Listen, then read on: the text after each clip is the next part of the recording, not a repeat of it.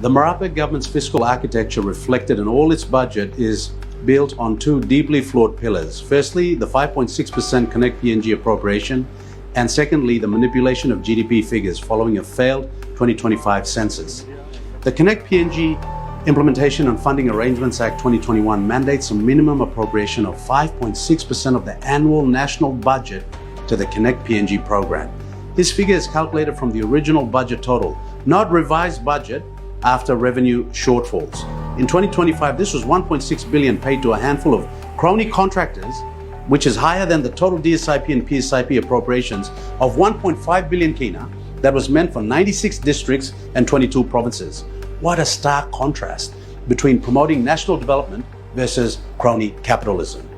In practice, when revenue collapses due to commodity price volatility, weak tax compliance, poor economic performance, and in this case, fictitious revenue projections from an incompetent government, the CNNECT PNG allocations remain fixed, and this crowds out essential services like health and education.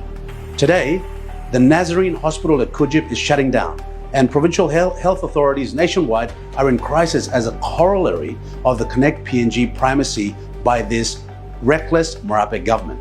This rigid 5.6% appropriation is reckless fiscal management. It ignores the principles of budget elasticity, which demands that allocations adjust in line with actual revenue. Worse, the program's ballooning cost variations, often unexplained and unaccounted for, have created a shadow liability. Contractors are now paid through tax revenue and external borrowings, not through the appropriated trust fund.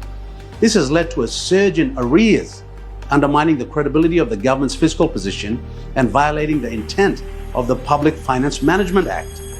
The procurement process under CNNECT PNG is equally opaque. Contracts awarded through the National Procurement Commission have no public disclosure of contract variations, no audit trail for cost escalations, and no accountability for delays. This lack of transparency fuels speculation of political patronage and inflated pricing, further eroding public trust.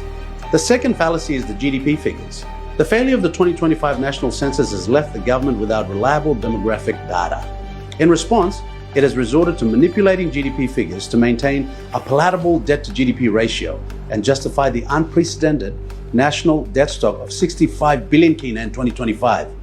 The government's inflated GDP figures artificially suppress the debt-to-GDP ratio and allow it to borrow recklessly to fuel its insatiable appetite for spending. The consequences are severe. In 2025, interest payments 3.5 billion kina annually, consuming over 12% of the national budget. This is unsustainable.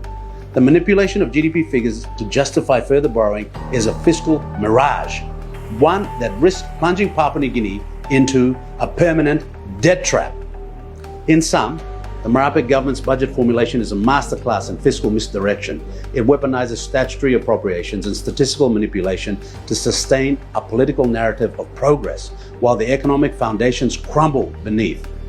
Papua New Guinea deserves better, an honest budget grounded in reality, not rhetoric.